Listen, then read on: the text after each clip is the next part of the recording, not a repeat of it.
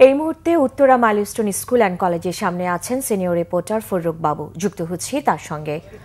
বাবু, হতাহত ও নিখোঁজদের সঠিক সংখ্যা নিশ্চিতে স্কুল কর্তৃপক্ষের কমিটির গঠন সম্পর্কে কি তথ্য আছে আপনার কাছে?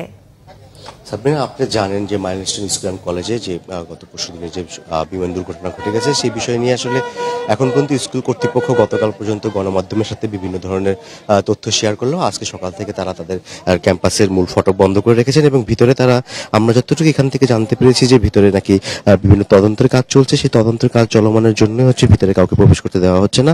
আপাতত এই মূল গেটটি বন্ধ করে রাখা হচ্ছে এবং এখানে উৎসুক জনতার অনেকে ভিড়, অনেকেই বলছে যে তারা দূর দূরান্ত থেকে এসেছেন, যে এখানে তারা কি ঘটেছে সেই বিষয় নিয়ে জানার জন্য এবং বিভিন্ন সামাজিক মাধ্যমে বিভিন্ন তথ্য নিয়ে আসলে অনেক বিভ্রান্ত তথ্য ছড়ানোর কারণেও তারা এসেছেন এখানে যে বিষয়টা আসলে সত্যতা জানার জন্য। এবং সেই সাথে আসলে এখানে বেশ কয়েকজন অভিভাবকের সাথে আমরা কথা বলেছি। তারা জানালেন যে তারা এসেছিলেন এখানে তাদের যে ওই দিনের ঘটনার কিছু স্মৃতিচারণ করার জন্য এবং তারা এখান থেকে জীবিত ফিরে গেছেন বেশ কয়েকজন, সেই গল্প তারা আমাদেরকে জানিয়েছেন এবং তাদের সন্তানরা আসলে এখনো ট্রমাটাইজের মধ্যে থেকে দিন পার করছে, সেই বিষয় নিয়ে কথা বলছে। এদিকে যে বিষয়টা আরো আসলে এখানে জনতার মানুষের ভিড়ের কারণটা হচ্ছে যে এখানে বারবার বলতেছিল যে কালকে থেকে স্কুল খোলার একটা বিষয় গুঞ্জন উঠেছিল, সেই বিষয় নিয়ে আসলে অনেক শিক্ষার্থীকে এখানে দেখা গিয়েছে এবং সেই সাথে অভিভাবকরা এসেছেন যে আদৌ কি স্কুল খুলবে কিনা, কারণ স্কুল অনির্দিষ্টকালের জন্য বন্ধ ঘোষণা করা হয়েছে এবং শিক্ষার্থীরা এখানে যারা দুই একজন আসতেছেন তারা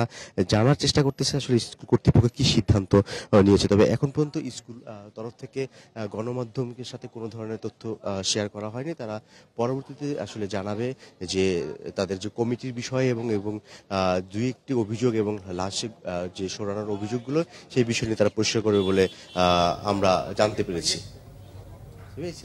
ধন্যবাদ ফররুখ বাবু।